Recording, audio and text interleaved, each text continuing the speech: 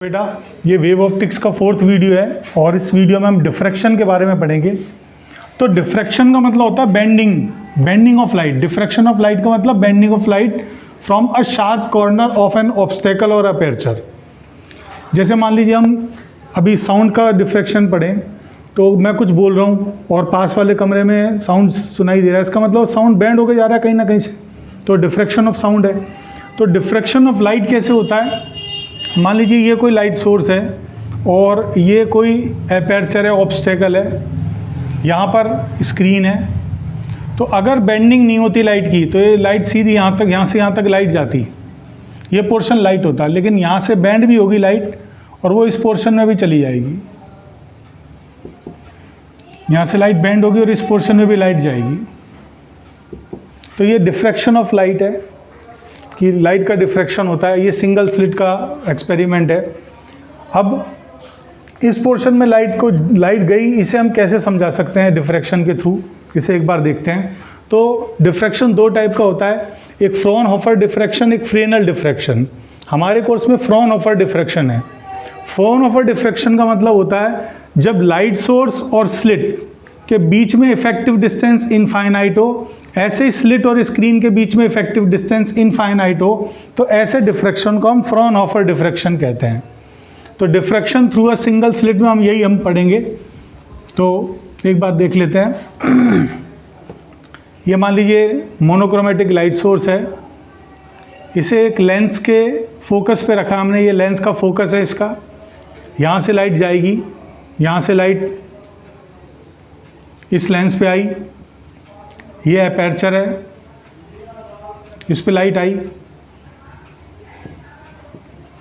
अब लाइट यहाँ से डिफ्रैक्ट होगी, केवल इन कॉर्नर से नहीं होगी, बीच में से भी डिफ्रैक्ट होगी, क्योंकि लाइट आइगन प्रिंसिपल के बेस पे बैंड होती है। और आइगन कहता है कि किसी भी वेव फ्रंट का every point behaves as a secondary source of light. तो ये सेकेंडरी सोर्स ऑफ लाइट है पूरे का पूरा। यहाँ से लाइट बैंड हुई, सीधी भी गई और थोड़ी बैंड भी करा देते हैं। मान लीजिए थीटा एंगल पर डिफ्रैक्ट हुई, यहाँ एक और लेंस रखा और इस लेंस पे जब पैरेलल लाइट बीम इंसिडेंट हुई तो इसने इसको फोकस्ड कर दिया। यहाँ भी लाइट आई, यहाँ भी लाइट गई। तो ये फ्रॉनहोफर डिफ्रैक्शन है। थीटा एंगल पर थीटा डिफ्रैक्शन एंगल है और ये दो लेंस हैं। ये सोर्स इसके फोकस पे रखा हुआ है और ये स्क्रीन भी इसके फोकस पे रखी हुई है। ये फ्रॉनहोफर डिफ्रैक्शन है, diffraction through a single slit. देखिए ये डिफ्रैक्शन एंगल है थीटा, और यहाँ केवल दो कॉर्नर से डिफ्रैक्शन नहीं होगा, सेंटर से भी डिफ्रैक्शन होगा। सेंटर पर जब लाइट पहुँचेगी, वेव फ्रंट पहुँचेगा, तो उसका भी हर point secondary source of light की तरह बिहेव करेगा। तो यहाँ से भी लाइट ऑल डायरेक्शंस में जाएगी, यहाँ से इधर भी जाएगी, यहाँ से लाइट इधर भी जाएगी। ये मान लीजिए डिफ्रैक्शन एंगल थीटा है और स्लिट विड्थ ए है। ये स्लिट विड्थ ए है, तो ये पूरा एंगल 90 डिग्री हो गया। 90 में से थीटा को माइनस करेंगे तो ये 90 माइनस थीटा बच गया। This is 90 minus theta. और ये जो डिस्टेंस है, ये डिस्टेंस, ये इन दोनों के बीच का पार्ट डिफरेंस है, क्योंकि ये जो लाइट है वो इससे इतना ज़्यादा चल रही है।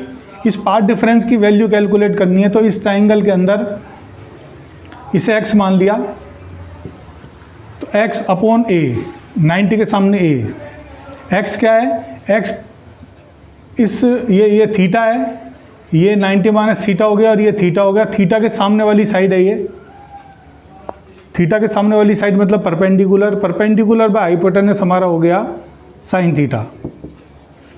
तो x की वैल्यू यहाँ से आ गई a साइन थीटा। तो इनके बीच का पार्ट डिफरेंस होता है a साइन थीटा। जब हम डिफ्रैक्शन को समझते हैं तो हम इस लेंस को इग्नोर कर सकते हैं ताकि हमको बेटर अंडरस्टैंडिंग समझ में आए। इससे लेंस का काम सिर्फ फोकस करना है, पार्ट डिफरेंस क्रिएट करना नहीं है। तो जब हम इसको समझेंगे तो हम लेंस को इग्नोर कर देंगे। और इसके बिहाफ पर एक नया फिगर बना लेते हैं।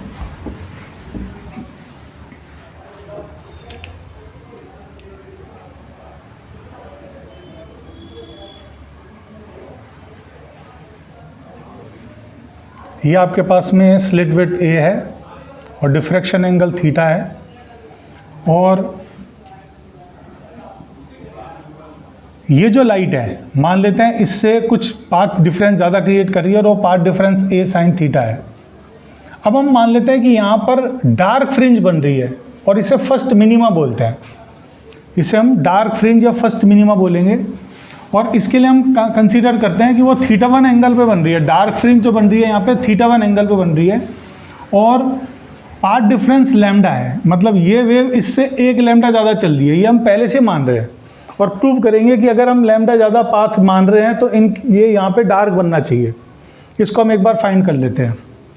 देखिए अगर इनके बीच का पाथ डिफरेंस लैम्डा है तो यहाँ से कुछ डिस्टेंस नीचे ये एक सेंटर पॉइंट ले लिया, सेंटर से भी लाइट यहाँ पर पहुँच रही है, तो सेंटर वाली लाइट इससे λ/2 पाथ ज़्यादा क्रिएट करेगी। टोटल पाथ डिफरेंस इसके बीच में लैम्डा है तो λ/2 यहाँ क्रिएट होगा, λ/2 यहाँ क्रिएट होगा। तो अगर ये जितना भी पाथ चल रही है ये इससे λ/2 ज़्यादा चलेगी। यहाँ से 1 सेंटीमीटर नीचे एक पॉइंट लिया, यहाँ से भी 1 सेंटीमीटर नीचे एक पॉइंट लिया, इनसे भी लाइट P को अप्रोच करेगी और इनके बीच का पाथ डिफरेंस भी λ/2 होगा। कारण क्या है कि ये कोरस्पॉन्डिंग पॉइंट्स हैं, कोरस्पॉन्डिंग पॉइंट्स मतलब इससे भी 1 सेंटीमीटर नीचे, इससे भी 1 सेंटीमीटर नीचे, इनके बीच का पाथ डिफरेंस अगर λ/2 है तो इनके बीच का पाथ डिफरेंस भी λ/2 होगा।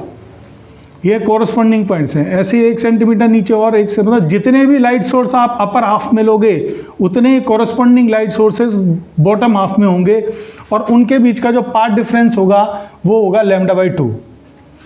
लैम्डा का मतलब होता है 2 पाई, λ/2 का मतलब पाई फेज डिफरेंस हो गया, पाई मतलब अपोजिट फेज। इसका मतलब जितने भी लाइट सोर्सेज यहाँ पर हैं उनके कोरस्पॉन्डिंग लाइट सोर्सेज यहाँ पर हैं और वो अपोजिट फेज में P पे मिलेंगे और अपोजिट फेज में P पे मिलेंगे तो P पॉइंट पर डार्क फ्रिंज फाउंड होगी और उसे फर्स्ट मिनिमा कहते हैं। तो फर्स्ट मिनिमा की कंडीशन हो गई A sin θ1 = लैम्डा, ये हमारी फर्स्ट मिनिमा की कंडीशन हो गई। अब हम बात करते हैं कंडीशन ऑफ सेकंड मिनिमा। तो सेकंड मिनिमा इस मिनिमा से कुछ ऊपर होगा, तो एक बार फिगर आउट कर लेते हैं उसको। ये सिंगल स्लिट, अब ये कोई पॉइंट है जहां पर सेकंड मिनिमा दूसरी बार मिनिमा बन रहा है, मिनिमम इंटेंसिटी का पॉइंट बन रहा है। और अब मान लेते हैं ये जो एंगल है ये θ2 है, डिफ्रैक्शन एंगल θ2 है और हमने लिखा A sin θ2 = 2 लैम्डा, हमने लेट कर लिया पहले से, ये 2 लैम्डा का पाथ डिफरेंस है, मतलब ये वेव इससे 2 लैम्डा ज़्यादा चल रही है। जैसे ये 1 लैम्डा और ये 2 लैम्डा, 2 लैम्डा ज़्यादा चल रही है। तो बीच में से अगर कोई वेव जाएगी तो वो इससे 1 लैम्डा ज़्यादा चलेगी, मतलब इनके बीच का अगर पाथ डिफरेंस 2 लैम्डा है तो इनके बीच का पाथ डिफरेंस लैम्डा हो गया और इनके बीच का पाथ डिफरेंस लैम्डा हो गया। अब यहाँ से और यहाँ से जितने कोरस्पॉन्डिंग पॉइंट्स यहाँ पर होंगे उतने कोरस्पॉन्डिंग पॉइंट्स यहाँ पर होंगे। अब इसको भी आपने 2 हाफ में डिवाइड कर लिया,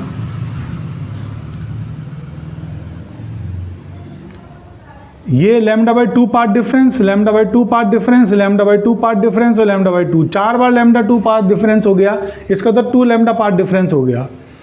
अब ये जो कोरस्पॉन्डिंग पॉइंट्स हैं इसके बीच में, जैसे फर्स्ट हाफ और सेकंड हाफ के कोरस्पॉन्डिंग पॉइंट्स ये आपस में λ/2 पाथ डिफरेंस में मिलेंगे और थर्ड हाफ और फोर्थ हाफ के जो कोरस्पॉन्डिंग पॉइंट्स हैं वो भी पॉइंट P पर λ/2 पाथ डिफरेंस पे मिलेंगे। λ/2 का मतलब अपोजिट फेज में मिलेंगे, अपोजिट फेज का मतलब ये हमारा सेकंड मिनिमा होगा।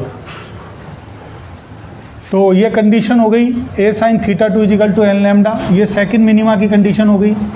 इसी तरह से nth मिनिमा की कंडीशन हो जाएगी A sin θn = n lambda, ये nth मिनिमा की कंडीशन हो जाएगी। पहले लेट करेंगे फिर उसको फिगर से समझाएंगे कि हाँ ऐसा ही हो रहा है। अब हम बात करते हैं मैक्सिमा की। तो मैक्सिमा मतलब मैक्सिमम इंटेंसिटी का पॉइंट, ये सिंगल स्लिट है और ये कोई पॉइंट है, मान लेते हैं यहाँ पर दोनों वेव्स यहाँ पर पहुँच रही हैं, ये दोनों अल्टीमेट वेव्स हैं, लास्ट पॉइंट से पहुँच रही हैं और मान लेते हैं इनके बीच का पाथ डिफरेंस 3 λ/2 है और डिफ्रैक्शन एंगल θ1 डैश है। तो फर्स्ट मिनिमा की कंडीशन हो जाएगी a sine theta one dash is equal to 3 lambda by 2।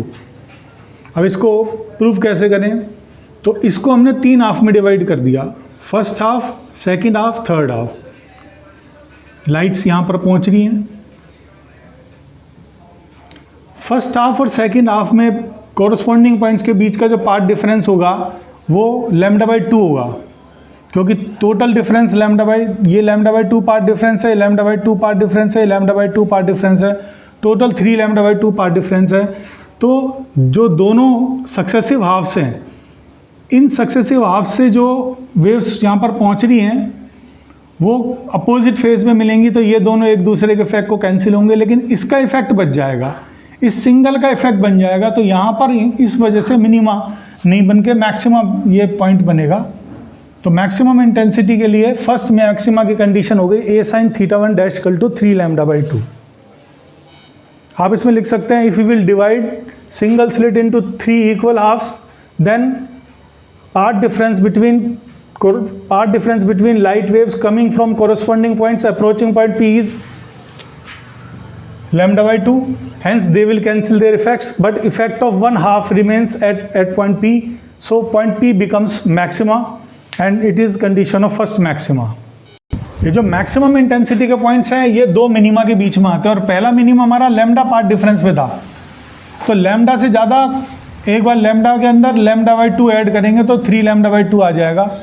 इसी तरह से सेकंड मैक्सिमा के लिए हम a sine theta 2 dash is equal to 5 lambda by 2 कर देंगे, मतलब ये जो पार्ट डिफरेंस होगा दोनों को लास्ट वेव्स में, अल्टीमेट वेव्स में, इनके बीच में पार्ट डिफरेंस होगा 5 लैम्डा बाई 2, तो इसको 5 इक्वल हाफ्स में डिवाइड करेंगे तो 4 हाफ तो एक दूसरे के इफेक्ट से कैंसिल हो जाएंगे, एक का इफेक्ट बचेगा। इसका मतलब सेकेंड मैक्सिमा के अंदर जो इंटेंसिटी होगी वो फर्स्ट मैक्सिमा से भी कम होगी, क्योंकि फर्स्ट में 3 में से 2 का इफेक्ट कैंसिल हुआ था, यहाँ 5 में से 4 का इफेक्ट कैंसिल हुआ है, तो ये और भी कम इंटेंसिटी का मैक्सिमा बनेगा। तो लगातार इंटेंसिटी कम होती जाएगी। तो nth मैक्सिमा के लिए a sine theta N dash is equal to 2n+1 lambda by 2, ये हमारा nth मैक्सिमा के लिए कंडीशन आ गई। ये nth maxima a sine theta N dash equal to 2n+1 into lambda by 2 होगा। अब मैक्सिमास की विड्थ एक बार देख लेते हैं। ये डिफ्रैक्शन पैटर्न है आपका, सेंट्रल ब्राइट, सेंट्रल मैक्सिमा, ये first minima, first maxima, second minima, second maxima, third minima, इस तरह से चल रहा है ये। और ये फर्स्ट मिनिमा की जो एंगल है ये आपको पता है डिफ्रैक्शन एंगल थीटा 1 है। और अब मुझे इसकी विड्थ फाइंड करनी है, पूरी विड्थ क्या है, तो a sine theta 1 is equal to lambda है, और एंगल अगर छोटा हो तो मैंने थीटा 1 को लिख दिया लैम्डा बाई ए, भाई साइन को हटा दिया क्योंकि एंगल छोटा है, तो साइन थीटा को थीटा लिखेंगे तो थीटा 1 यहाँ से आ जाएगा लैम्डा बाई ए। थीटा को बोलेंगे angular fringe width one side of first minima. ये टोटल मैक्सिमा, ये जो टोटल मैक्सिमा है फर्स्ट मिनिमा यहाँ पर है, फर्स्ट मिनिमा यहाँ पर है, यहाँ पर भी जो एंगल होगा ये थीटा 1 ही होगा, तो टोटल एंगुलर फ्रिंज विड्थ हो जाएगी 2 लैम्डा बाई ए।